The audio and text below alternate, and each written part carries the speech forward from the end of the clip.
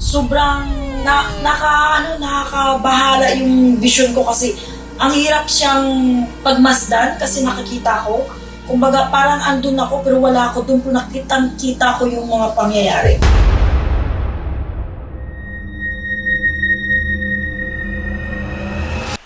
Hello po mga ka-PTV, sa video na ito ay tatalakayin natin ang dabiguan na sobrang lapit na natatanaw sa vision ni Madam Rudy Baldwin at pinapakausap niya sa Diyos na huwag na sana.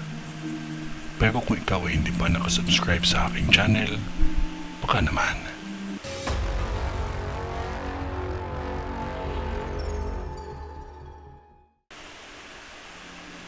Lahat ng aking nakikita ay akin lamang pinapabatid sa inyong lahat.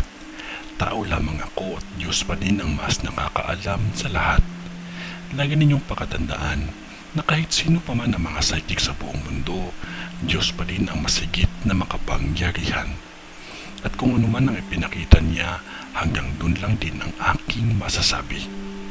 Isang kilalang mall na kung saan halos kilala sa buong Pilipinas. Madaming probinsya ang may mga branch nito. Isang sunog ang magaganap, ang hindi inaasahan sa buong akala kasi nila ito ay kanilang maagapan. Ngunit sa sobrang laki ng apoy at bilis na kumalat ito, hindi na kinaya.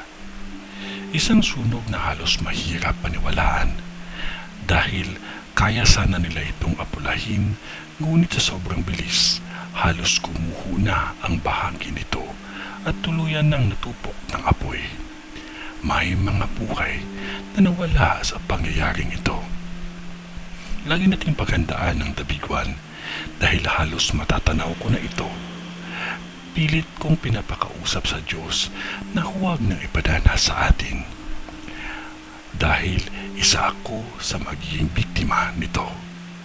Huwag ikapiran na visionary ako na dapat alam ko na ang lahat. Diyan po kayo mali dahil ako ay tao lamang. Ang parusa ng Diyos sa mundo na kanyang nilikha ay hindi natin napangalagaan. Normal na tao lamang ako, kaya huwag niyong isipin na dapat alam ko. Tama, alam ko ang mangyayari sa akin at sa lahat. Ngunit sa oras na magaganap na ang dabiguan, hindi ko na masasabi kung ano ang magiging damdamin ko. Basta isa lang ang alam ko, ang magdasal ng taimtim sa Kanya na sana wala nang dabiguan. Ngunit kung ito ay papadana sa atin, dapat na tayo ay matuto sa mga bagay-bagay at matuto na mapahalaga sa mundong hindi tayo ang may-ari. Mahal pa din tayo ng Diyos dahil sa kabila ng ating ginawa, nagawa pa din niya tayong pangalagaan sa pag-abot ng babala at mensahe.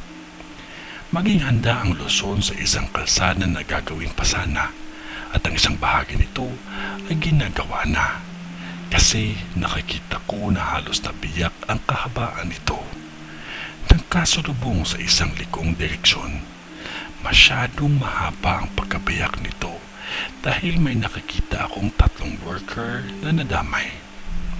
Kung hindi ito agad maging alerto sa lakas kasi ng impact ng pagkabiyak dahil sa ilalim ng lupa ang tunog nito. Maging maingat lamang at huwag nating kalimutan ang magdasal sa ating Diyos na gabayan tayong lahat sa hamon ng buhay at kalikasan. Huwag natin siyang kalimutan, palagi lang manalangin. Ito ay ang bisyon ni Madam sa mga mall.